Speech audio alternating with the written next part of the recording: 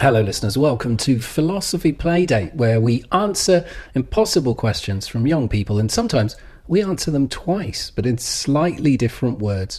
My name's Steve Cross, I'm a comedian, I'm a dad, I am a sufferer of questions, and today I am a sufferer of 7-year-old sports day. If you hear any moaning and groaning, I've got very bad sunburn, but don't worry, you're not just going to have to listen to the whinging of a parent, because in fact, what we have brought with us is the person who asks the really big questions, beyond even the questions that a child can ask. The person who asks huge questions like, when will I ever finish my thesis? No. It's Christabel. Hello, Christabel. How are you? I'm considerably less good after that last point you made, Steve. I've got a long list of things for you to do, but I'm not allowed to give it to you till your thesis is in, you see. So yeah, I'm focused. I owe my supervisor a chapter right now. And ooh, what chapter? What's it about? It's one. Chapter 1. Chapter 1 is the one that you owe your supervisor. Yeah. And are you writing in order?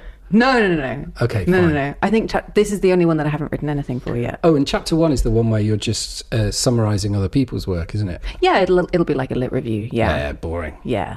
Part 1 will be a lit review. We had to have part 1 finished by the end of year 1. Don't you guys start writing much later in the sciences? You're meant to be writing your lit review as you go along, but you're meant to have a version by the end of year 1, because this is what you're meant to have read before you started doing experiments. Oh, well. And then you add to it, but then you do all the experiments, and then you write it all up at the end. But I want it to be really neat, and I want it to perfectly set you up for exactly what I say in the thesis. So do you write all the way along in philosophy?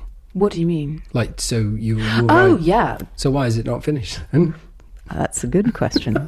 And one that my supervisor has asked quite recently, actually. Yeah. I mean, if you write up at the end, fair enough, it's not done at the end of the... But anyway, listeners, this isn't what you came for, I realise. Thank God for that. So I joked that we answer questions twice. We don't. We are doing a slight variant on a question, listeners. So if you're going to listen to today, there's a good chance you might have to listen to What's It Like to Be a Dog first, because otherwise some of the things we say you'll be like, but isn't it obvious that? And we covered it on What's It Like to Be a Dog. I hope we did. We're not stupid, we're episodic. Yes, because it's a rich topic, isn't it? Animal sentience. And is it a rich topic? How much does it pay? Probably more than general philosophy, because you have to be a philosopher of biology. I'm going to be a philosopher of biology, I've decided. Philosopher of biology? I've applied. On the edge of STEM. Last night I saw this email and I happened to just come across this like really fun looking philosophy of biology conference, and I decided to write an abstract, and I sent it out last night, having written it in that night. I'll give you the reviewer's notes now. Metaphorical worms are not a form of biology. We only do real worms at this conference. Oh no, if only I'd sent it to you, Steve. But yeah, I've decided that I'm a philosopher of biology. What was now. the title of what was the abstract? Not the abstract, just give us the title. Necessary asymmetries, so you already hate me. Is future bias essential for life? ? Yeah, why? I think Is Future Bias Essential for Life is a great title. Oh, should I take out... Just the thing is, academic titles, people always write 2 titles with a colon between them. And the secret is to cross out one of the titles and cross out the colon, and then you've got the actual title. Okay. Yeah, maybe is future bias essential for life? Is future bias essential for life? Yeah. Okay. It's a posed question. What's it like to be a dog? What is it like to be a dog? That is, we have that as the platonic ideal of the philosophy paper name. Yeah. Plato staring in the cave, and he realises, oh, I am not seeing the shadows here. I am, in fact, seeing the perfection, which is that title. He looks up into the sky, and there is Nagel's seminal paper. What is it like to be a bat? What's the question for this week? Have we even said it yet? No, we haven't said the question for this week yet. This is a question from my daughter, which I think she asked whilst looking at birds in our garden. Yes, I remember there was a little story when you WhatsApped it to me. Was it about what colours birds can see? My children talk a lot of shit just about, and I'm afraid I do not journal any of it. Okay. Imagine. Well, this kind of is you recording it for posterity. Yeah, but this has been filtered already quite considerably, right? If I wrote down all of the just torrent of nonsense that pours out of their mouths. Okay. Chapter 7, the life cycle of the immortal jellyfish, 49 times. Okay. Facts about Hilda. Oh, is that one of their friends? No, Hilda is a Netflix show and accompanying series of British indie comics that they're very into at the moment. It's White Bluey off the map. Goodness. I haven't heard the Bluey theme tune in 3 weeks. How do we feel about this? Well, they're kind of out. I've outgrown Bluey, and I think they've outgrown Bluey. Oh, I guess. Like, as a parent, once you are a better dad than Bandit from Bluey, you don't have to watch Bluey anymore. Oh, I see. Like escaping purgatory, I guess. Have we said the title of the question? Have we said the question yet? The question is, do animals have different emotions? Okay. But I think that means from us. Yeah, from us. That's how I take it. Yeah. Not as in, like, do they have more than one emotion? Sometimes I wonder if I have more than one emotion. That emotion being hungry. Ennui. Ennui, yeah. Like a continental philosopher's emotion.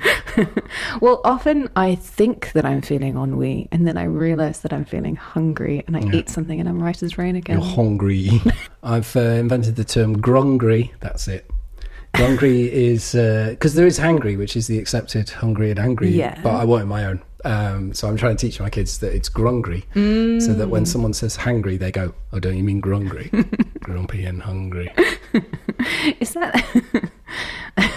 Are you somehow managing to be sort of pretentious with a language that nobody else could know because it is your private language? Yeah. Which, as we know now from Wittgenstein, is no language at all. Well, I am very upset that my kids never developed their own language, because quite a lot of pairs of twins develop their own language, and some of them still speak it to each other in adulthood, but mine never did. And I was going to YouTube and monetize the shit out of that. What are Steve's kids on about? Oh, blah, blah, blah, beep, beep. You know. That is how it would sound.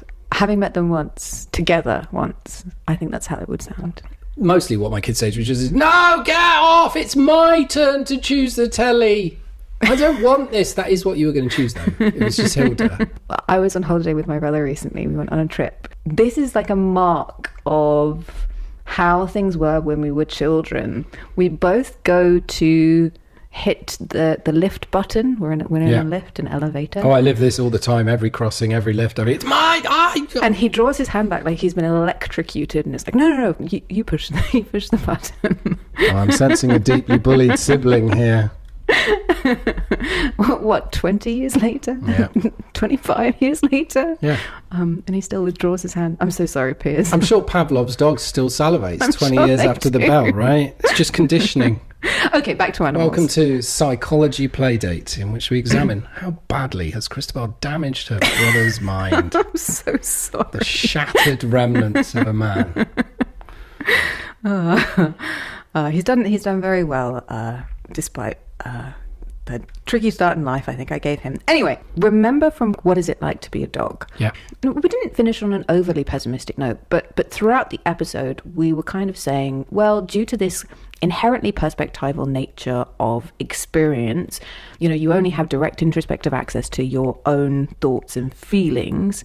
This means that you can't know exactly what it's like to be a dog or a bat or another person, right? But not to spoil the episode, because if you haven't listened to the episode, maybe go back and listen to this one. But we don't just say, well, we can't know and throw up our hands, but we say that we can use abduction. Yeah, and we also say that dogs aren't bats.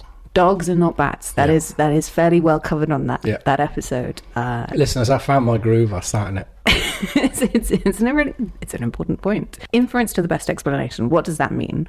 Even though I can't exactly know anybody else's feelings, maybe I can take a good guess given the evidence that I already have at my fingertips, like observation as to their behaviour, or maybe kind of scientific observations that I make about the structure of brains, and maybe your brain is lighting up in the same way that my brain is lighting up, and I take my own case as my starting point, which isn't great scientific practice, right? But I think it's fine. Like, in life, you've got to do things. We've covered that you can never ever perfectly know anything to the degree of, like, it would make a philosopher be like, all philosophers unanimously go, yes, you know that. You can't ever know anything. You still got to do things. So I think acting on the best information you've got in good faith is fine. If you give a philosophy talk and nobody asks you difficult questions, that means that your talk was bad rather than good, unfortunately. Or it means you are extremely physically intimidating. Good point. If I gave a philosophy talk, it would just end with the phrase, "Come and get me." What up, nerds? What have you got? Stupidest question gets a wedgie. I once said, like, fight me as a joke in a talk practice, and my supervisor at the time said, I really wouldn't say that. But I wish I had. No, but they were just right because of creeps at philosophy conferences coming up and being like, I will wrestle you, Christabel. Okay, thanks for making me throw up in my mouth there. Let's use some abduction. We ended the "What is it like to be a dog" episode with this kind of positive note. Maybe we can use abduction, but what evidence? Wait, can we break down what abduction means? It's just inference to the best explanation. Okay, fine. Based on the evidence that we have. I once had to define subduction and I didn't know what it meant. So I said, well, sub means underneath. Shun is a noise scientists put on the end of words to make it a word. And duck is a duck. So subduction means underneath a duck. Wait, I don't think I know what subduction means. It means underneath a duck. Oh, sorry. I wasn't listening. I know what deduction is. An induction. Yeah, it's removal of the duck. Wait, what's induction, Steve, or is it too rude? Introduction of a duck. Okay. There's no ducks in here. I should perform induction. Oh, there is a duck here now. Hello, duck. You're so stupid. This is easy. So this was part of a comedy set where I was single at the time, and I posted on my social media, I'm single, I'm dating. Please send me science and engineering terms that I can claim are kinks that I'm into. so that I can, like, impress nerdy women. And people sent me loads of, like, obvious filth, like butt heat welding and I'm sorry. Bilabial fricative. Oh. It's like, what? It's some mouth noise thing. Oh, I see. Coronal mass ejection, which I think is just puking from too much Mexican beer. Very good. It's a great set. It just paralysed British science for about half an hour because social media was a lot bigger and more interesting at the time. And yeah, I posted it at the end of the set. There was just a list of all the people who'd sent them to me, and it's like multiple professors, heads of departments, CEOs of organisations. I just shut UK science down with filth 30 minutes. I think that's a much better use of social media than seems to be the norm currently. Superior colliculus. All right, Steve, that's quite enough of that now. Listeners, you can work out all the all means yourself, can't you? Superior, it's better.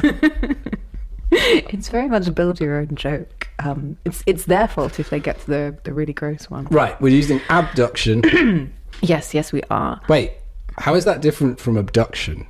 As in abducting people? I think it's the same word. Okay, right. You just love crimes. You're always talking about how much... Because you're a perjurantist, which is someone who lies in court. And that's a perjurist, pedantic listeners. Wait, I think abduction and abduction is spelled the same. Great, we can play homonym. Yeah, I'll do it with my kids. Abduction, and they're like taking someone. I'm like, oh, I'm sorry, it's the other one. I doubt they'll answer inference to the best explanation, or maybe they will. Maybe I'm underestimating your children. Anyway, what kind of evidence do we have so that we can abduct from said evidence? Well, stop it. Look, you're the one that uses the word that means something else. If I abduct all your evidence, you're just looking at an empty folder. Oh, behold my evidence. Steve has abducted it. You're going to have to pronounce it differently. Abduct. Yeah, abduct. Not abduct. Abduct means take it away. Abduct. Yeah. Right, listeners. Okay. We've got tonal language in here now. Yeah. I think a really obvious place to start from our abduction would be with animal behaviour. Yes. And it's really hard to spend any amount of time around an animal and to not ascribe it feelings. Yeah. It's really, really easy to anthropomorphize animals. And maybe this is the most compelling when animals are engaging in the kinds of behaviours that humans do as well. So like shaking, dogs do that when they're scared. Humans also do it when they're scared. My dog, when he came home for the first time and he was a really, really small puppy, was shaking. And yeah, it's because he wanted to press the button on the elevator. Well, not in our house, I'm afraid, Steve. It's not something that other people do. But it was his lifelong dream somewhere one day to press a button on an elevator, and he knew it was in a house where it was never going to happen. It's never going to happen. I'm sorry, you've got to relinquish that dream. Christabel's brother, why not get in lifts and only want to go to really high floors where she can't reach the button? That's what you need. We're going to the go up the Shard. We're going to the 67th floor. Oh, can you not reach? Stop giving him ideas. The lifts don't work like that in the Shard, listeners. You have to press the button on a little screen to tell it where you're going before it arrives. Who's been to the Shard recently? Not recently, but I did a comedy gig on the 69th floor of the Shard. Nice. Yeah. We've got to give you that. It's terrible. You can look out the window and see everywhere you did everything you regret. Everything that the sun touches. Another example is crying. My dog cries. Yeah. Very, very easy to tell that he's upset. He doesn't like being left in a room by himself. So if you're in the house by yourself, it's easier to let him go to the bathroom with you. It's just... Toughen up, dog. Come on. No, I don't think he needs to. But even with behaviours that humans can't do, so a dog's tail when it's wagging, the dog just looks happy. And I don't think that's just... I don't know if that's just repeated... Do you not wiggle your bum when you're happy? Apparently bumblebees do that. That's not for happiness. That's to communicate. It's not bumblebees, it's honeybees. And it's to communicate distance. So they if they're telling you where there's a load of good flowers, they point their body and they wiggle a number of times. And the number of wiggles is like the distance. So that other bees can be like, oh yeah, that way, 2.5 kilometres, right. So when a tourist next asks you where Trafalgar Square is, you should just start twerking at them. Do people ask you for directions? I mean, everyone's got a phone now, but the last time someone asked me for directions in London, I gave them exact directions to where they needed to go. They took 4 steps, stopped someone else and asked them for the same directions. Not trustworthy. What? I was pretty clear. He looks like a wrong and doesn't know where he's going. What I do have now is I have a shirt that has a map of central London printed on it. That's quite useful. I don't know. I also think horses are kind of emotive. Maybe horses are my favourite animal. I really do love horses. I've only had one interaction with a horse. Was it a bad interaction? Yeah, I was a kid and there was on one of these holiday camps you send your children on if you don't love them. And we all had to ride a horse for a bit and they gave me the worst behaved horse. Me, the most chaotic, least engaged with animals kid, they gave me the worst behaved horse. So it was just a lot of... Maybe they thought that you would wandering off. Oh, they thought we were like Shaggy and Scooby-Doo. Yeah, right. You'd find connection. You'd find a brethrenhood between you guys. I don't know. Yeah, it's just a lot of wandering off while voices shout at the horse. I love pony tracking. But when a horse... Pony's not a horse. It's a different animal. Oh. So offensive to horses, what you just did. But when a horse rears on its back legs, it just looks alarmed. I think you could never have seen a horse before, and you could sort of intuit, like, this if horse I see that, I'm running. Yeah. Like flying hoofs, I am the hell out of there. Yeah, but there's also a vulnerability to it. You get the sense that the horse isn't doing it out of malice. I don't know. Yeah, I don't know. I really attribute complex cognitive ability to horses, which might just be anthropomorphism. But... I once watched someone make the error of feeding wild horses in the New Forest, not over a fence, but while standing next to them. And that became a lot of flying limbs and horses batting each other very fast. Yeah, I wouldn't do that. I wouldn't do that if I were you. Okay, so we've thought about some examples of animal behaviour. Yeah. Wouldn't it be simple if we could just stop there and say, well, if something exhibits a certain kind of behaviour and that corresponds to a mental state, then that mental state is present. We can just infer that. Yeah. Well, this is what the analytic behaviourists do. Yeah. I can't remember which episode, but I feel like it was a recent one. Do you remember when we discussed the logical positivists? Wait, logical positivists believe that there is a physical world and you can understand it. Is that right? Yeah. I mean, they definitely are materialists. They're big fans of something called the verification principle. Oh, yeah. Yeah. Something is only meaningful if you can verify it. Yeah, but you can't verify anything, so it falls apart. Well, that's true, and you can't verify the verification principle. Right, okay. Is the thing, which is a bit of an arseholey response. Yeah. But we sort of covered why it was an arsehole response. Sometimes schools of philosophy can probably take it, They dished out a lot of it, and I think they can take it as well. Yeah, I mean, if they've had sufficient grant funding, I think they can go and dive into their Scrooge McDuck money bins to cheer themselves up. I don't know if they got a lot of funding. They had a lot of adherents. They probably had quite a lot of rich adherents at a time. I suppose analytic behaviourism, you can kind of say that it's just applying the verification principle to the mind. Yeah. What the analytic behaviourists saw themselves as doing is kind of sidestepping the spookiness of the mind. They're talking at a time where people are positing this intangible consciousness and attributing causal efficacy to it. And they say, well, wait a minute, show me consciousness. Where is it? Show me these mental states. I only see behaviour. Yeah. Is there really sadness?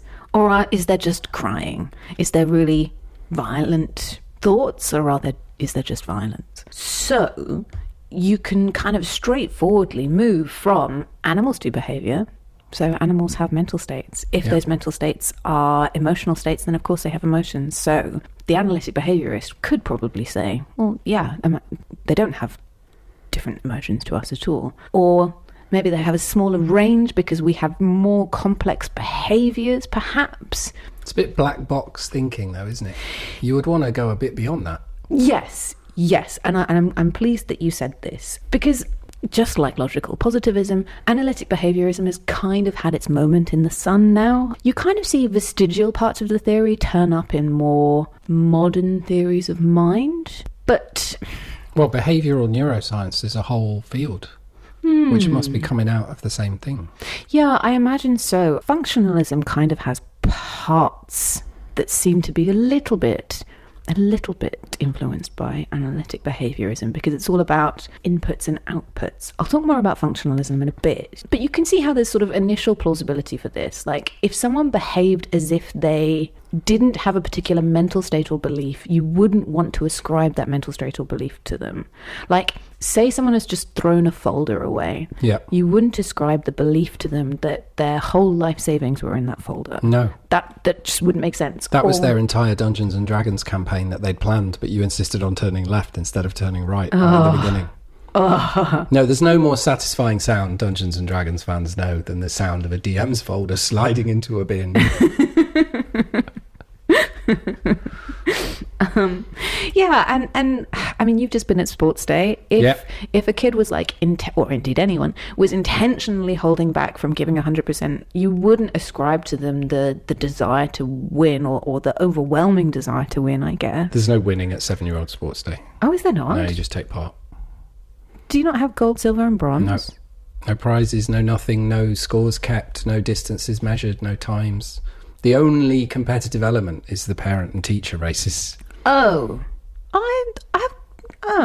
And this year group has one mum and one dad who are professional athletes. Oh. So the parent races are always really funny. There's lots of people who run 5Ks line up being like, oh, I reckon I'll do all right in this race. I run a lot of 5Ks. And the professional athlete just goes... The mum's race this year, she was jogging, listeners, and she still beat the field by 10 metres. Oh, dear.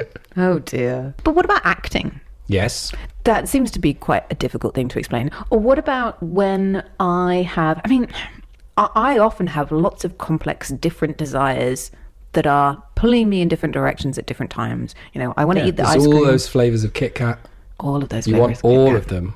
But you do. Also know you can only have one of them. And I'm also kind of sad that Kit Kat senses no longer exist. So there's a sort of grief What's and loss. What's a Kit Kat sense? Kit Kat senses was, I think it was brought out at the same time that Kit Kat Chunkies Kit Kat were. For hearing. It was Kit Kat for women. So Kit Kat Chunky was for boys, and the Kit Kat Senses was for girls. Yeah. And they continued the Chunky but not the Senses. And I really like the Senses. It was thinner women. Yes. Must be thinner. Yes. And it had more of delicious dust. The wafer? No. The bits between the wafer. The bits between the like pasty, dusty, nice, good. I miss the Kit Kat senses. Women, you love punishing yourselves. Why not have an inadequate Kit Kat? We do.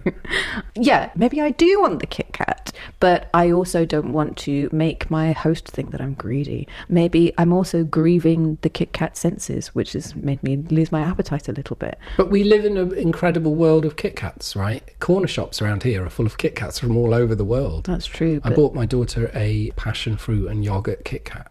Was it nice? This is amazing. Oh, maybe I'll grab one on my way back from this.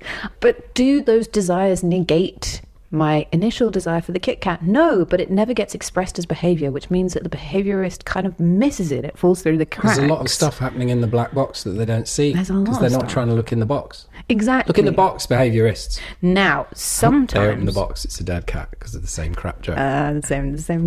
The same goat joke. The behaviourists kind of pivoted, and then they said that, well, unexpressed thoughts can be described as covert rather than overt behaviour. Yep.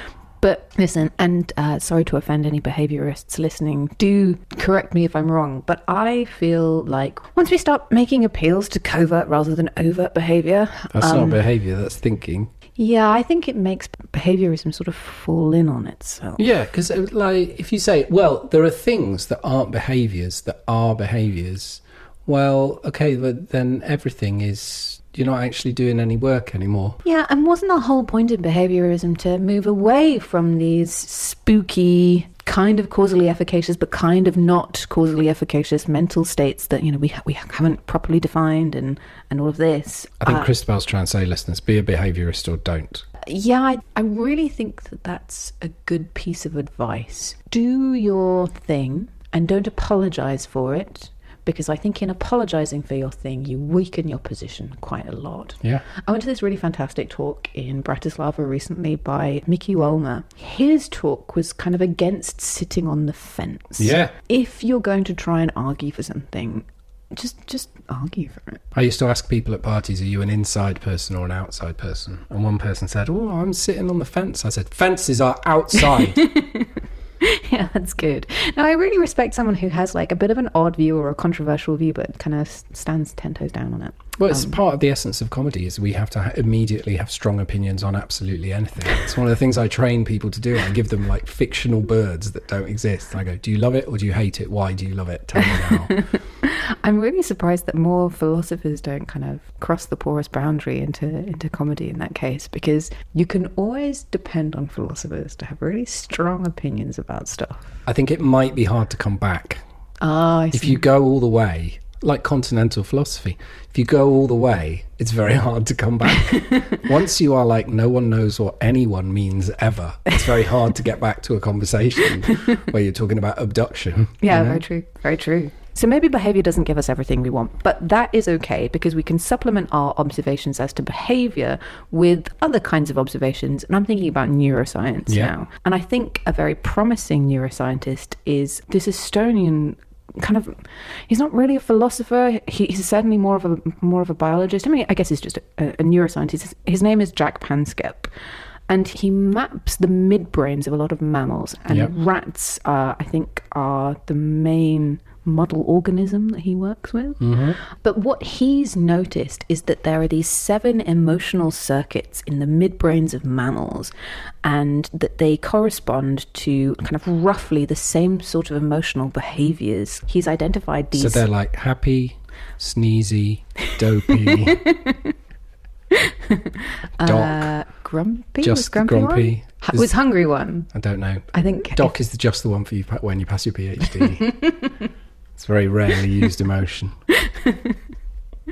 Listeners, if you're ever bored, just go and Google the list of dwarves that Disney didn't use, because they brainstormed a whole list of potential dwarves. Really? Yeah. Other Bimbo emotions? is in there.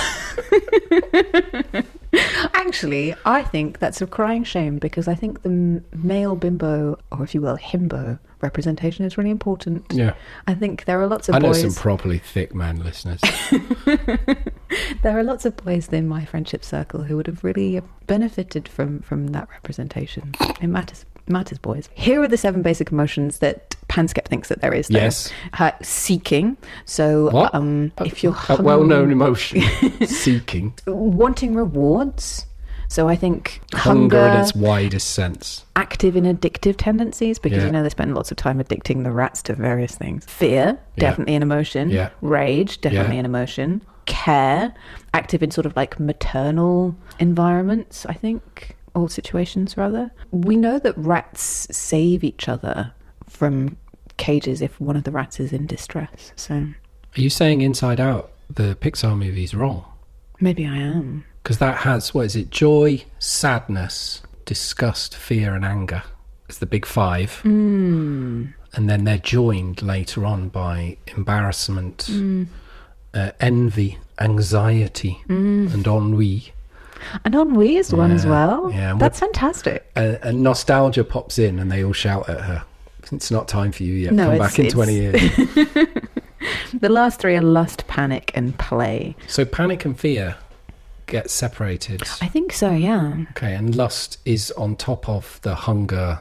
Yes, on top of seeking. There's wanting things, and then there's lust. And then there's lust, which maybe... I think your 7 might collapse into 5. Maybe. It's not mine, it's Panskepp's. No, yeah. Right to Panskepp. Yeah. There are It's plenty like of... all the people, when you teach storytelling, there are people who go, there are 7 stories. And then there are people who go, well, actually, there are 3 stories. You know, and someone goes, there's 2 stories. Someone goes on a journey, or a stranger comes to town. And I always go, there's actually only 1 story. Something happened. My partner really hates... Actually, both my partner and my dad hate that I have this opinion.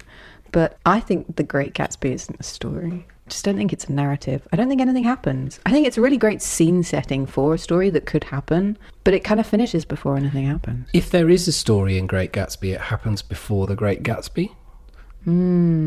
I would have liked to have read some narrative, please. I want to read the prequels. Yeah. Find out what were all the weird business dealings he did. How did he get there? Yeah. It's like Tenet implies the existence of a much better action movie that exists just outside Tenet. Yeah. And they're always hinting at it. We have some great adventures. Put them on the screen then. Here's some narrative just out of frame that would be really delicious were you to read that. Yeah. And I love Tenet, listeners. I'm not slagging it for this. And I think I've never read The Great Gatsby, but I've absorbed a lot of Gatsby stuff.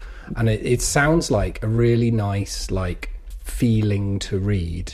But no, there isn't a story. No, there's a vibe, but there's no narrative. And I just quite like for things to happen in stories. Yeah. So I'd say maybe there are 2 stories. Something happens and then something doesn't happen. And if something doesn't happen, then you've got The Great Gatsby. Yeah, well, The Great Gatsby is the resolution of another story. Yeah, maybe. Or the beginning of another one. It's the final line on Freytag's pyramid. And it's just missed out the whole story beforehand. But all of the male members of my very close circle think that I'm horribly uncultured for thinking this. So I talk about it as much as I can. Yeah, of course. And also, just go and stand across the road and flash a green torch and watch them all be like, ooh. Suddenly I am feeling lust and seeking. And play. And panic, but not fear. And then you're flashing the green light from the other side of the street. But talking of play, apparently not the same brain structure, but I think the word is homologous. You did biology, is that the word? No. No, okay. That's a made up word. Homolog? Homolog is a word. Is that 2 structures that are the same? Yeah. So I would say isomorphic. It's in your brain and it's in a rat brain, and they look a bit different, but they grew from the same thing. They're homologs. Oh, thank you very much, Steve. Analogs would be it's in your brain and it's a rat brain, and it does the same thing, but it grew from different bits of tissue, or it arose from a different... Oh, interesting. But apparently they both light up when human children and also rats engage in rough and tumble play. So I think now is the time for me to do what I love to do on these episodes and talk about my hero, David Lewis. Yeah. And I know I never miss an opportunity to do so, but I do think he's genuinely kind of relevant right now. I think his brand of functionalism would really align with Panskepp's project, because what Lewis is interested in is describing the causal roles that various mental states play. Oh, I didn't know he did this. I thought he was all just parallel dimensions. No, oh my gosh, David Lewis did so much different philosophy. How long did he take to finish his thesis? That is not a pertinent question, Steve. I'm just saying, if you want to do a whole variety of different kinds of philosophy, you've got to finish the first one. Oh God, he probably did it in an afternoon. I don't know. I'm not going to look that up because I am not into self-harming. Yeah. David Lewis is really, really interested in what causal role mental states play. So he says, whatever it is that occupies the causal role between this stimulus and this output, this behavioural output, is the mental state. That's how we're defining it. Because in philosophy, this game almost of denying what it is a mental state kind of boils down to was very heavily played at a particular time in the philosophy of mind. Lewis talks about pain. Yep. So he says, well, whatever is the kind of internal thing that is caused by the stimulus and causes avoidance behaviours in turn. Yeah. And we've talked about pain before and how philosophers often seem to ignore what a rich phenomenon it is. And especially they seem to ignore neurodivergent responses to pain, and especially chronic pain. Yeah, but because they just want to get to the torturers quicker, don't they? They do. They always want to get to the torturers. Those delicious torturers. Did David Lewis use any torturers? I'm sure he will have discussed some. Right. I don't know if he came up with any. David Lewis often used animal examples. He liked talking about donkeys. Was one. Donkeys feeling pain or donkey torturers? Is it a bit like the Disney Robin Hood? There's a lot of evil animals with spears guarding jails. So we just need to pause for a moment for all the listeners who just the mention of the Disney Robin Hood has made them come over all weird. It's all right, listeners. Acknowledge your feelings. Is that the one with the fox? Yes. Yeah. Okay. See, now it's done it to Christabel as well. So, just a reminder, Robin Hood from Nottingham, me from Nottingham, listeners. The fantasy you're having is really about me. It's not about a fox. So, I find it really difficult to, if someone says... To not think about Robin Hood from the Disney movie, yeah. If someone gives me like a really wide category and they say, think of a particular instance from this category. You say table. I say table. Yeah. I say table because I've been trained to say table. Yeah. But there's sort of a reason that people say table, right? Like it's the first thing to hand. It's right there. People know what a table is. David Lewis's seems to have been donkey because it just comes up like, think of the thing. My daughter told me a joke. What do you get if a dog and a monkey have a baby? Tell me. Donkey. Following the liger is a lion crossbred with a tiger. She was like, it must be a donkey. Yeah, I know. Half dog, half monkey. Half dog, half monkey. But Lewis isn't on my shit list of philosophers who ignore neurodivergent responses to pain. He doesn't think a donkey's a horse either. No, he probably doesn't. No, and he doesn't think that a dog is bad. We can do this all afternoon. Just praising philosophers for knowing that animals are different. But maybe the emotions Tell me about aren't. the feelings of a donkey. I think they're probably really emotionally complex. I think they're quite sad because of Eeyore and seeing them in pain. That feels like projection. No, I'm I sure don't there's think it happy is. donkeys out there. I think I've finally tuned my ability to figure out donkey emotions. I think they're very wise. Who in Winnie the Pooh are you the most like? Tigger. Yeah. Who are you? I mean, Tigger is just ADHD personified. Oh yeah, that's a good point. Oh well, actually, in that case, then I'll be Winnie the Pooh.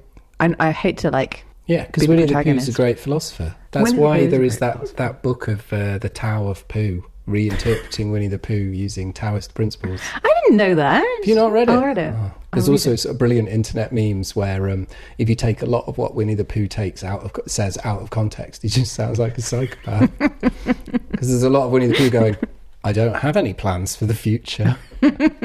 Oh no, Stuff like he's that. a presentist, Steve. Well, I think it's meant to be like very zen, like don't worry about the future. But if you take them all out of context, you can stitch together Winnie the Pooh sounds like a psychopath. I'm sure if you wanted to, if you had an afternoon with everything that I say on this podcast, you could do exactly the same for me. Please don't. Wait till I do the mega cut, which is just so. Oh no, And please. Christabel talks about philosophy she doesn't like, listeners. You'll enjoy that supercut because it just goes.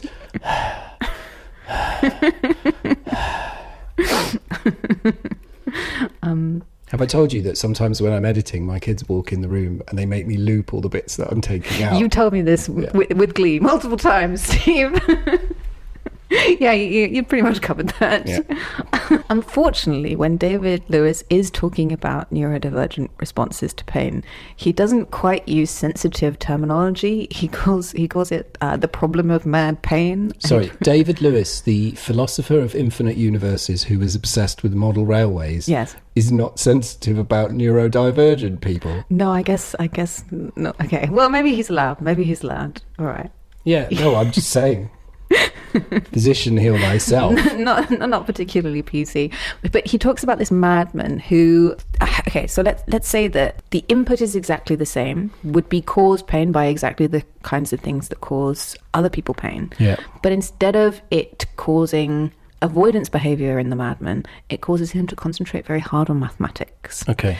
Now, David Lewis's account is flexible enough to accommodate cases of what he calls mad pain, because in a sense it's like occupying the same causal role. But Lewis doesn't just consider that the causal outputs could differ, but also the inputs. So he considers Martian pain, not quite animals, but alien pain. And he says, well, maybe on Mars there could be beings that have hydraulic brains, so the kind of internal structures that process these damaging stimuli and cause the being to avoid such stimuli. I think we could still call that pain, even though it's a completely different kind of like mental structure. Or maybe their brains are in their feet, maybe their brains are all over the place, maybe they've got these kind of weird hydraulic signals. Yeah, when you shoot Slimer with a proton proton pack, Slimer feels pain. Slimer's got no brain structure. Slimer's a ghost. Well, I think Slimer is probably uniform. Whatever he's made of, he's uniformly that. Yeah. There's no kind of internal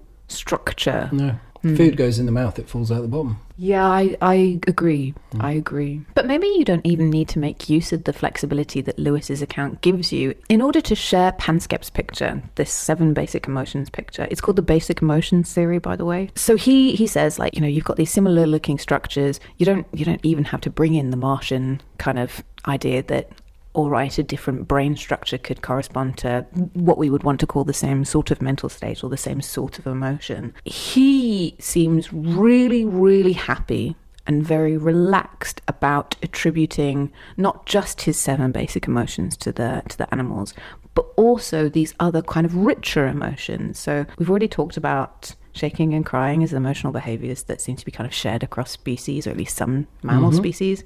But this one is really adorable, so I didn't want to leave it out. He noticed that if you tickle a rat's belly, it makes this high-pitched chirping noise. Yeah. And he thinks that it's laughter. I mean, how could you not think that it's laughter? It probably is laughter. And he speculates that the rat, therefore, can feel joy. Also, I heard a talk once. Apparently, if you tickle rats enough, they enjoy it enough, when they see you come in the room, they'll start lying on their back making the noise, trying to get you to tickle them. According to one scientist I saw. That's very sweet. I wish these rats all of the tickles that they wish. Joy, though, is a kind of complex emotion, right?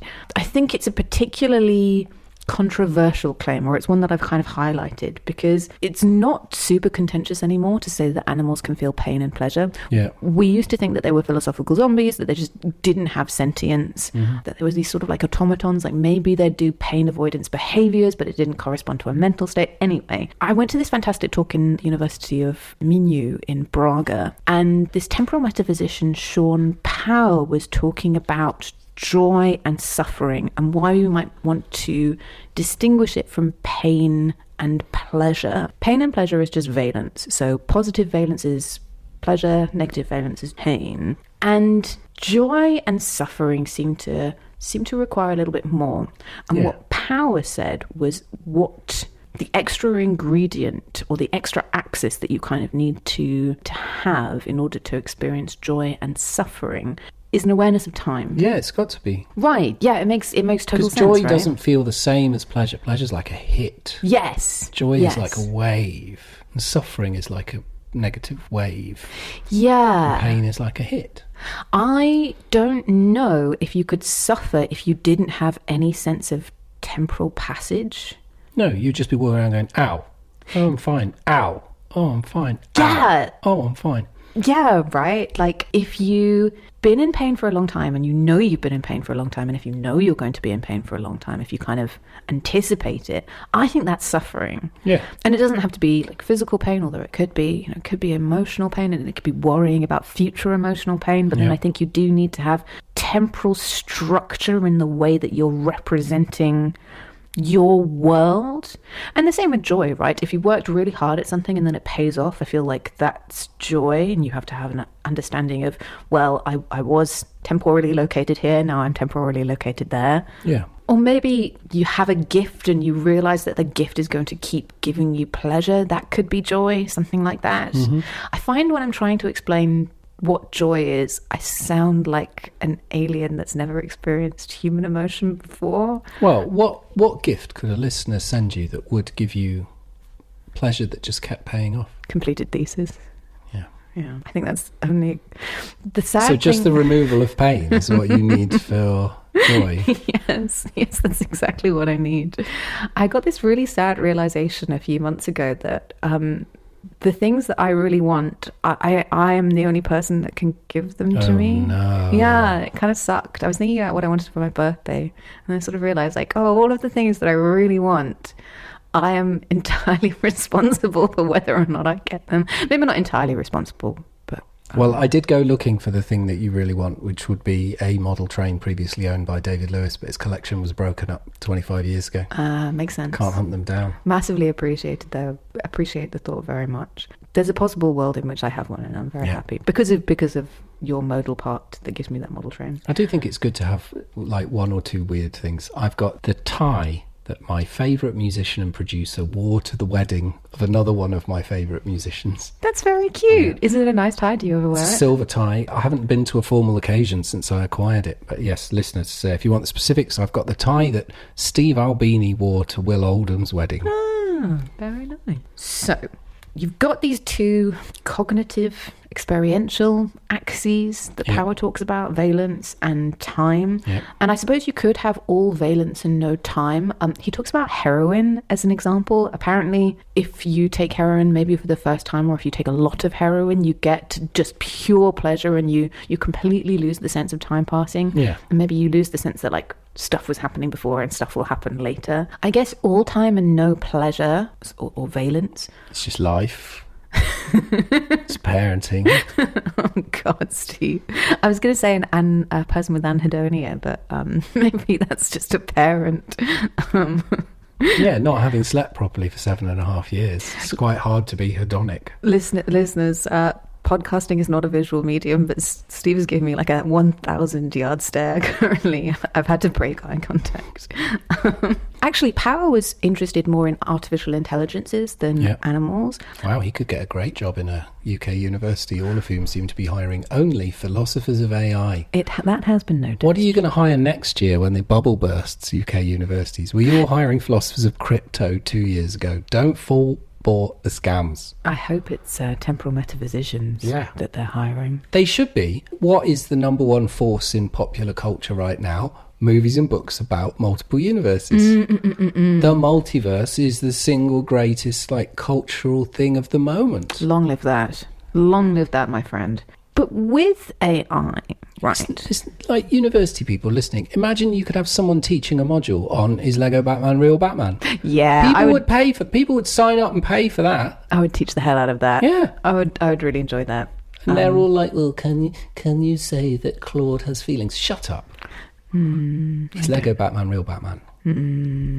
But with AI, people are very interested in this question, does Claude have feelings? But there's comparatively very little curiosity as to whether Claude has a sense of the passage of time. Because there are real ethical implications for both, right? I mean, if Claude did have feelings, then you might think, well, I think it would be quite plausible to think that we have a sort of all other things being equal duty to minimize Claude's pains and maximize his pleasures, maybe like within reason.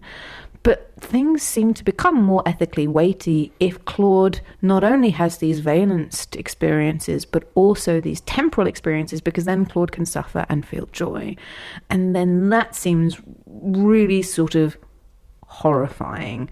You have possible situations where minds are not only in pain, but they're suffering, and maybe they know that they have been suffering for a long time, and they know that they're going to continue to suffer, and maybe that their suffering will never be lifted. And it just seems like an evil thing to put a mind through, and especially a mind that you've built to service you. So I think this you're still describing what meat eaters do every day. Animals have been created to serve them, have suffered non-stop, and then they eat them. Yeah, that's maybe, yeah. I just think it's ridiculous if you get to the point where you go, my Claude instance has more rights than a chicken. What? No. Yeah. Don't be ridiculous. Hard agree. So let's move back to animals. Yeah, let's not do AIs have different emotions? Because guess what, listeners? I don't care. And also a child doesn't ask me about that. And maybe they will. Because it's not going to be a short Steve episode. cares about. Don't care. So, Whether or not animals can feel joy and suffering is going to be a question I think we're only going to unlock the answer to if we find out whether or not they've got this awareness of temporal passage that Power talks about. And how do we find that out? Well, both Bertrand Russell and Ludwig Wittgenstein claim that the answer is going to revolve around memory. They say things like, well, you only realize that there is such a thing as a past by virtue of you remembering that other things were the case, right? You're only able to kind of conceptualize temporal ordering like you do spatial kind of distances because you have these memories that may be sequential. And it seems to kind of settle the question on animal joy and suffering really decisively, because animals are very obviously able to remember stuff. Yeah. Squirrels remember their nuts that they buried. I was reading this really interesting article about scrub jays. Yeah, apparently we have some really good evidence for thinking that they have great memories. I think it was waxworms. They really like these, but they're perishable. If they know that they have a perishable food store and a non-perishable food store, they'll go back to the perishable one first. But then if it's been too long, they won't even bother going, because they can not only like realize, oh, I've stored some food there, but also, oh, it was a long time ago, it'll probably have rotted. Brilliant. I'm going to bypass it immediately. But although we have some really good evidence for believing that at least some mammals and birds, and I'm sure other animals, have this capacity to remember, it's not really clear that those animals feel joy and suffering, because I think it's kind of doubtful that Wittgenstein and Russell were quite right when they said that memory is either necessary or sufficient for an awareness of temporal passage. At least that's what the research of Ali Boyle tells us. She's a philosopher at the LSE. She works in comparative cognition. So like we think about how humans cognize things, we compare it to how animals do. She points out that it's a bit of a sweeping statement, right? Do animals have memories? Well, what kind of memory are you talking about? Because we've got episodic memory and semantic memory. If you're trying to use language, or you're trying to remember a piece of general knowledge that you know, it's probably semantic memory. Yeah. But if you're trying to remember something that happened to you, it's episodic memory. And she thinks that there's a porous boundary between these two faculties, of course. But if you have You might as well say that at the start, because if you say there's a boundary, another philosopher will make it porous at some point. So you might as well start with it being a porous boundary. Save us the work. So true. We'll save the response paper. But apparently But it costs you a citation. In fact, philosophers don't do that. Always say boundaries are hard, because then somebody has to write a paper pointing out that it's porous, which has to cite your paper. Which has to cite your paper, yeah. And then they'll say that everything else is fine, but they just don't like your distinction. Yeah. They need to make it a little bit more. I'm just thinking about getting your H index or whatever it is up. Yes, another thing I don't really want to think about. But apparently there's good reason to separate these off into kind of two rough camps, because where you get your brain damaged depends on which kind of amnesia you have. Yeah. So there are lots of people that can remember general facts and how to use language, but can't remember anything that happened to them. Yeah. And, there's this kind of converse where your brain is damaged somewhere else, and you can remember stuff that happened to you, but you find language use really difficult. You find, like, especially kind of complex language use very difficult, and you don't really know what's going on in the world around you. Must be very confusing. Both must be very confusing. Yeah. I remember my granddad had a stroke, and he lost bits of language, but not language. So I remember he was trying to ask us what the time was, and he lost the word time.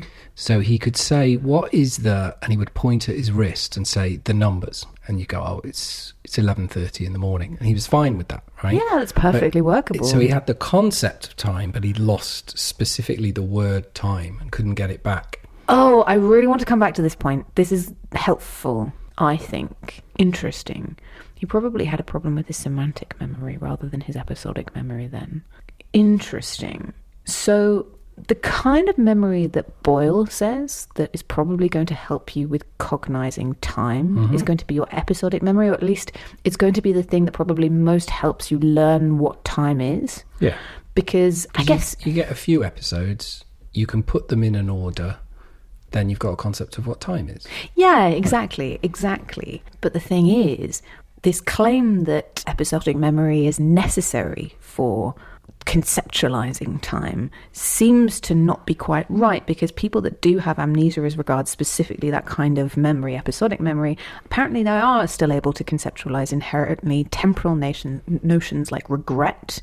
I don't think you would be able to understand what regret is if you'd have no notion of time. Well, and you can have generalized nostalgia. I'm not specifically recalling a specific moment of the past, but I generally feel like things were better in the olden days. Yeah, and maybe the olden days could be more understood as just not this. Yeah. It's just kind of general feeling of being hard done by a bit. Apparently they also are able to kind of conceptualize that things in the past are no longer accessible, although maybe you could get away with thinking about that purely in spatial terms. It's really interesting to me, because I remember from one of our very early episodes, maybe even episode 2, have pinned my colours to the mast very much as a spatializer of time. I really like thinking of time as analogous with space. And when people talk about how humans and other animals cognize time, the question is always, can we not just do that with space? Yeah. Can we not just have spatial notions and then transpose them? Why do we need an explicitly temporally flavoured notion in order to get this particular thing, like resentment or regret or, as you say, nostalgia? Good. Boyle goes even further. She says it's not just not necessary, or rather episodic memory is not just not necessary for having an awareness of temporal passage, but it doesn't seem to be sufficient either. She says it may well be true that some minds have these episodic memories, but no concept of past, present, and future. And that's because, again, it's going to be really structurally similar to things that we can do with merely spatial concepts, like imaginings. So episodic memories are kind of visceral. You might remember how your grandma's cooking smelled when you went out for like a childhood visit or something like that, or like somebody told you a joke and they were sitting to the left of you and there was a rose bush on the right and there was a table in front of you or something like that. And it seems to be able to call stuff like that up into my mind. I only need, well, for the grandma case, smell and maybe space, maybe not space. But for the kind of visceral, I remember where things were sort of memory, well, all you really need is a spatialized scene in your head. Yeah. And maybe I have an ordering of those, but is time more than just ordering? People who are really into the brute reality of passage would say that there's more to kind of temporal passage than just mere film strip continuity, just having like one frame and then another frame and then another frame. And think about the scrub jays again. Finding stuff. Maybe not finding stuff in time, or in time for your waxworms to have not rotted away, but just finding stuff. Same as squirrel, and I'm just finding my nuts after a long winter or whatever. All I seem to need for that are spatial concepts. I remember the layout of the forest, and then I like put it on top of my perceptual experiences of the forest currently, and then I find my hidden stash. And it's really important to note that Boyle doesn't reject this idea that the capacity for episodic memory is completely unnecessary or completely disentangled from learning about how to cognize time. She talks about learning how to cognize time in terms of, perhaps the kind of nascent ability to think about time comes from reminiscing with your parents or carers about past events. Yeah. That seems very plausible to me. But I think she's really correct in saying that there's a lot more work to be done here before we can kind of infer by this abductive strategy that we're using here that animals definitely have an awareness of what time is and that it's passing. I think that means that while it's obvious that animals can feel pain and pleasure, maybe they can't feel suffering and joy. So this would be a sort of more negative answer to the question. Okay. Like, yeah, they feel differently to us. But I think that there's a big dearth between joy and suffering, which seem to be very complex emotions, and these other basic emotions that Panskepp talks about. Yeah. Like, I think fear is probably quite a basic emotion, really. Maybe play is quite a basic emotion. It doesn't seem to require this, like, inordinately sophisticated cognitive setup. And Panskepp's going to say, well, those sorts of emotions, at least these 7 basic emotions, they're sort of delivered to you in the same way that pain and pleasure are. They're just physiological states that feel a certain way to the brain. You don't have to do a whole lot of conceptualizing and bring in other kind of concepts, maybe about time, maybe about something else, in order to properly feel them. This would put him completely in opposition to a theory called constructivism. Mm-hmm. So the constructivists think that your emotions aren't just given to you. You've got to do this kind of high-level conceptualizing before you are in that emotion proper. Yeah. So say a hooded figure is following you at night, and your brain has an awareness of this, and then you get these symptoms of various like nervous systems getting aroused. Maybe you get sweaty palms, maybe you get an increased heart rate, something like that. The constructivists would say, well, that's not yet fear, because you're not going through the checklist first. Lisa Feldman Barrett is a constructivist, and she says that fear is causally downstream of these kind of symptoms. She says you only feel fear once you consult your internal milieu, and then you match it with the external context. So like, okay, I have these bodily sensations of my nervous system getting aroused. Oh, that's because there's a hooded knife wielder behind me. And then you apply the concept of fear to the situation. You kind of sift through the appropriate emotions, and then you're afraid. Yeah, I think that's very powerful. So if your only experience of hooded figures is watching Star Wars films, you would see a hooded figure at night, and all your references would be, oh, that's clearly a good Jedi. Yeah, Force ghosts come to protect me. Yeah, to give me so some then you advice. wouldn't get fear. You would sort the same things. They're going to tell me about the ancient texts. Although the advice that the Force ghosts give, it's always sort of profound but not immediately practical. Yeah. Oracular, some would say. Oracular, I would say that. Listeners, I just said oracular. Steve uses a long word. Tick on the bingo card. I'm glad that you like Barrett's account, because... Well, I should say, in terms of like learning and everything, I'm extremely hardcore constructivist. So okay. If you even mention constructivism in anything, I'm like 100% agree. Okay. Here come all my examples. Well, in that case... I haven't heard it applied to emotions before, but yeah. In what sense are you a constructivist? Learning theory. So, people, when you try and give somebody an idea... You don't give them the idea. They build their own version of the idea based on all the stuff that was already in your head and the stuff you've told them. And it's a thing that, because I do a lot of teaching people to communicate, a lot of people don't think that stuff through. That you're not, when you communicate a message, you are not writing a message onto a blank tablet in the other person's head. No. The tabula is not that rasa. No, it's absolutely stuffed, because guess what? Other people are as complex and interesting as you are. Maybe not as you are, Christabel, but other people are as complex and interesting as the speaker. So I've already said that I only feel one emotion, and that's hunger. But yeah, no, I see what you mean. And I think if you want to practice good pedagogy, that's just something that you've got to be aware of. And do you want to transmit your idea as you've thought of it exactly into other people's minds? Do you think that they couldn't have anything to sort of add?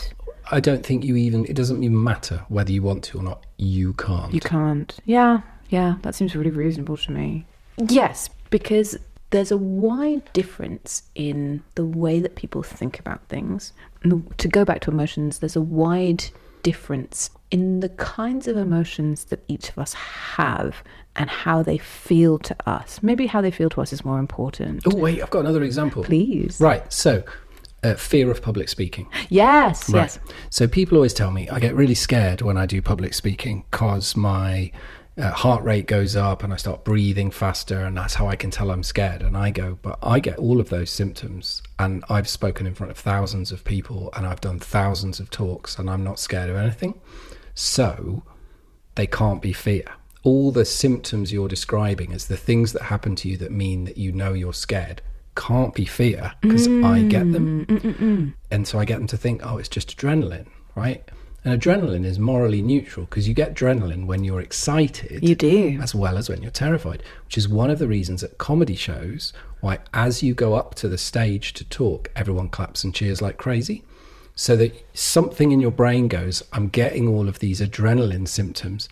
It must be because I'm excited to be doing this, because everyone's clapping and cheering for me. Yes, this is very Lisa Feldman Barrett coded, right? You have these you have these bodily sensations, and it's only once you interpret them that you know how you feel about those bodily sensations. Yeah. Because those sensations are really nice when they're excitement. Yeah. Good. People yawn when they're bored, but also in the First World War, officers noticed that before people went out of the trench and got shot to bits, they would all yawn before they went over the top. Oh. Yeah. Is it readying you for something? Don't know, but I'm just like the thing that people say, this is happening to my body and therefore it means. Yeah. It can be broken. Can you yawn in like fear or knowing that something really bad is about to happen? Trepidation? Don't know. That's fascinating. But my adrenaline example is better, but I thought I'd double down on it for listeners. Well, the yawning is mysterious. I feel the need to know now. Yes. I think intentional interpretation is one way to show how there's some distance between the physical reality and how it feels to you in your brain. I think words are another example of how we might interpret those feelings differently. Barrett notices that the kinds of emotions that people report differ wildly depending on culture. Maybe if I'm from a culture that employs certain linguistic and cultural concepts around death, my mourning is going to feel very different to yours if you have a very different way of ritualizing death. And this isn't to say that some cultures are like flippant or hard-hearted about death. It's just that the phenomenal character of loss, I think, clearly differs depending on what your customs around death are. And I think that's going to be true about lots of other things. There are lots of non-translatable words that seemingly provide some indication of emotional feeling. So I'm talking about like hygge in Danish, which means like coziness, isn't it? I think it's the coziness that is occasioned by like sharing food and drink with friends. Because if it was just coziness, then obviously that would just be a one-to-one translation. It would not be an untranslatable words.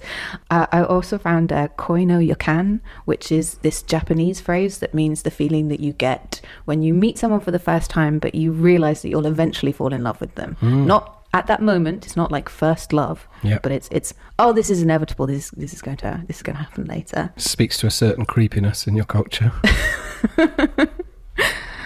You do not yet know this, but you will be mine. No, I think it's more like, I don't know. Is it like avariciousness? I don't know. All I did was I took the idea that you transmitted to me, but then I fitted it into the complex contents of my existing mind, and that's what came out. Constructivism, listeners.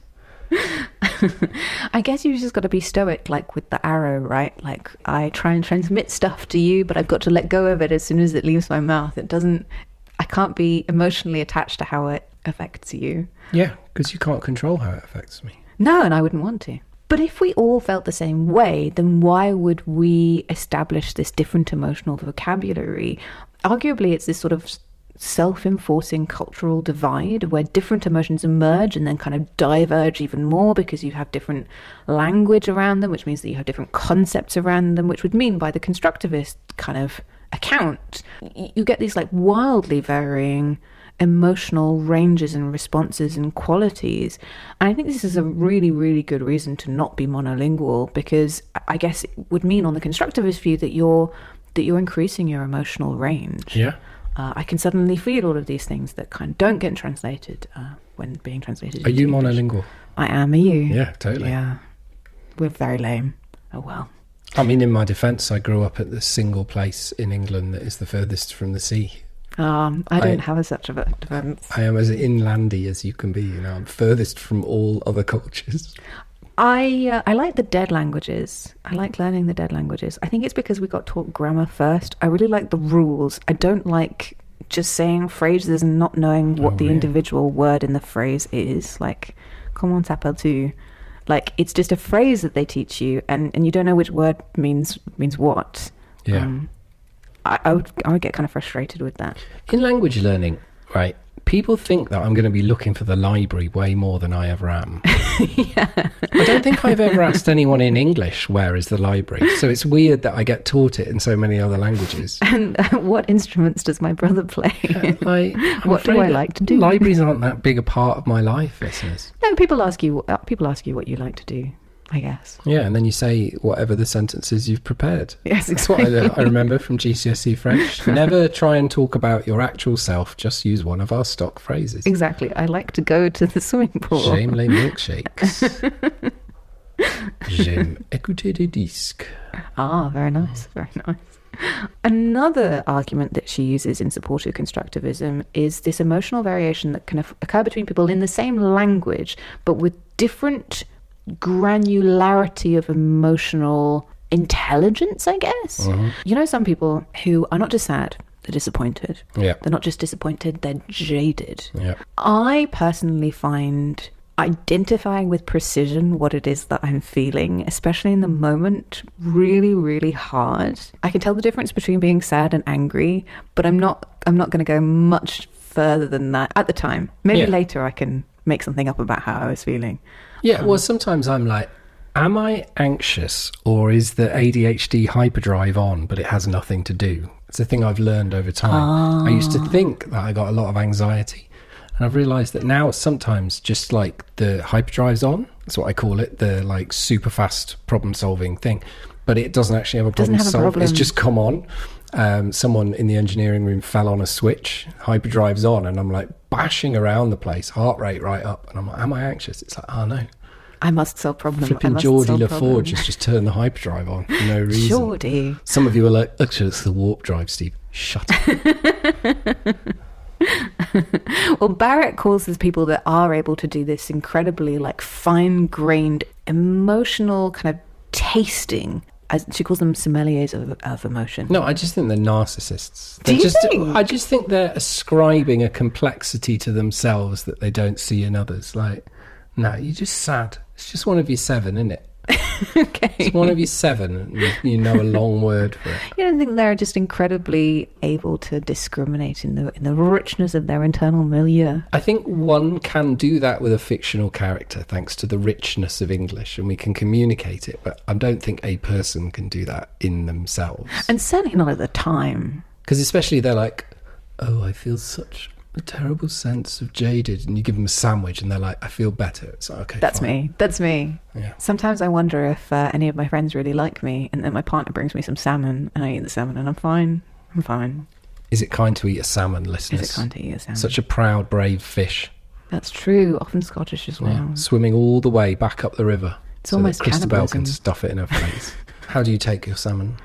I love a little bit of I love smoked salmon. Yeah, of course you do. Love it. Scottish. Yeah. It's genetic. I expect so. I think Edinburgh Rock, delicious or chalky and pointless? Edinburgh Rock? Yeah. Oh, like if I'm hungry. Okay, so you're not that Scottish. Yeah. Yeah, I guess not. Tablet. If I'm really hungry. I was in Edinburgh and they said, do you want a box of sweets for your kids? We've got tablet or fudge. And I said, give me fudge, because if I take tablet, they're just going to go, what? This isn't fudge. 100% excellent adding there. Yeah. Let's apply what we've learned back to the animal picture. Maybe animals lack some or all of the emotional concepts that the constructivist would need for them to report that, yes, they do feel emotions like exhilaration, joy, maybe even fear, maybe even playfulness. Maybe, although, who's to say who does and doesn't have a concept of playfulness? Is the concept of playfulness that complicated to have? Well, I mean, dogs have it completely, because, like, you're a dog, I'm a dog, for this thought experiment. Yes. I bare my teeth, dive at your throat. That's not playfulness. Your heart Steve. rate goes up, and you are like, I've got to fight this dog. But I'm a dog, you're a dog, thought experiment. I put both paws on the ground and put my head down. Then I bare my teeth, go for your throat, and we're playing. And you know we're playing. I do. And your heart rate goes up because of the fun of playing. So there's a very simple, like, exact same order of things happen, but because I gave you the signal, which, by the way, humans, you should do that. If you're doing a joke and you want to be clear it's a joke, just before you do it, get down on all fours, stretch both arms in front of you, put your head down, and people are like, oh, he's in play mode. That would be so much easier. I can't tell human emotions apart. I sometimes have to ask people, are you pissed off with me, or are you tired? Oh, almost always tired. Because the faces are the same. Do I have resting bitch face? I don't know, because the bottom half of your face is always covered by a microphone. That's so true. You have very lively eyes, if that's any consolation. Thanks. Listeners, we record with large diaphragm condensers with big fuzzy windsocks over them. So Christabel looks like she's got a beard that's 40 years older than her. I never really thought about that before. Okay, but even if they don't have these concepts, which I think maybe a lot of animals do have these concepts, but let's say that there are at least some animals that don't have these concepts, which sounds very plausible to me. Maybe fear is felt as a sort of less acute kind of negative valence pain. Maybe excitement is just somewhere more positively valenced. Maybe care is somewhere a little bit more positively valenced on the spectrum. So it's not like they're feeling nothing. It's just you wouldn't want to call it fear proper because the concept is lacking. But I guess I want to wrap up with an observation made by another LSE colleague of mine. His name is Jonathan Birch. And he's argued that even if we do reject Jaak Panskepp and his basic emotions model, this doesn't give us reasons to discount the idea that animals have moral interests. Oh. Perhaps it's not whether or not an animal can feel fear. Maybe it's more about the fact that it can feel negative valence. Oh. Reading in between the lines, I don't think Birch is a huge fan of the constructivist view. And to be completely honest, I don't think I am either. And I have a couple of reasons for this. I don't think you need to do a lot of conceptualizing to have a rich inner emotional life. And I don't think that language is needed. And that's because I've worked with a little bit with nonverbal children. Mm-hmm.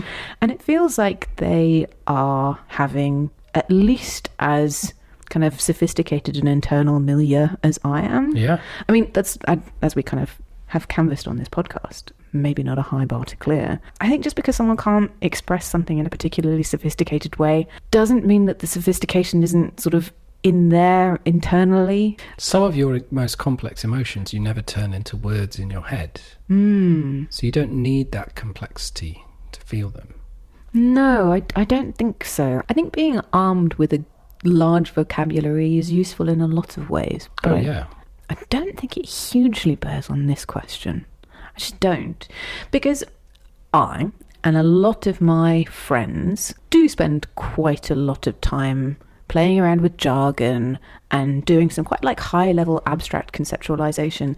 But I wouldn't say that that means that we're more emotionally complex than my friends who don't happen to have dedicated their lives to words and abstract conceptualizing. I mean, if anything, the opposite. If anything, honestly, the opposite. Yeah. In fact, complex academic thought is usually to avoid feeling things. Yes, exactly. I think that's right. I think that's absolutely right. So, do animals have different emotions to us? I think it kind of depends on how you want to define what emotions are. If you're going to go with the basic emotions view, then yes. If you're going to go with the constructivist view, then no, sort of depending on which animal that you're looking at. Does it have these concepts? Does it have a concept of time? Does it have memory? Oh, well, maybe that's not going to be particularly helpful either. But as Jonathan Birch stresses, maybe we don't need to know exactly what it is that's going on under the hood in order to refrain from causing harm. Something that he... Have you seen all of these tube adverts recently about the gassing of pigs? Yes. Well... Just to be clear, listeners who haven't seen them, these are adverts that are strongly against the gassing of pigs. It's not advertising pig gassing services. Yeah, exactly. Yeah, one of these points that Birch makes is that we expend so much curiosity on trying to find out exactly how the qualia of being, say, gassed in a CO2 chamber presents itself in the mind of a pig, that we lose our intellectual energy for saying that shouldn't happen. Yeah. I don't need to figure out exactly how my friend would feel if I betrayed them. I just don't betray them. Maybe you don't need to know exactly how bad punching someone would feel in order to not punch them. Yeah. So I guess at the end of the day, does it really matter if an animal can't make the fine distinction between like anxiety and ennui? Yeah. If both feel the same to them and we're making that, like negatively valenced emotion occur, then that has ethical weight to it. Maybe not as much as the ethical weight of suffering, although I'm not entirely sure that that's something that I would want to follow through to its logical extreme. Well, given that I am not particularly good at being this sommelier of emotion, does that mean that my emotions are less morally weighty than someone who can tell the difference between feeling cynical and feeling jaded? No. So cynical is really difficult, because cynical, like, it's like suspicious in that it has the same meaning as the opposite of itself. So you're cynical if you say that person isn't really doing what they say they're doing, they're actually just ripping the whole thing off, but that person is behaving in a cynical fashion. Ah, yes, they are indeed. You can, I'm suspicious of you because you're suspicious. I think that being cynical is more like a disposition than an emotion, whereas being jaded is a response to something. Yeah. I don't know. I really don't know. I clearly don't know. Not very emotionally literate. I think one of the things we've really identified is it's very hard to answer the question, do animals have different emotions, when you can't even answer the question, do Danish people have different emotions? Right? I can give you a cake if you're Danish and you're like, oh, lovely cake, thanks. I don't know whether you're feeling cozy or feeling hygge, or however it's pronounced. Right? But I still know I did a nice thing. Yes. Maybe in a world where we have to act, some of us, we can't just sit around and think about the meanings of words like some people do, then that's what matters. Yeah, I'm happy to end on that. Yeah. That seems like a noble thought. Have a good week, listeners. Yeah, listeners, don't eat meat. Bye.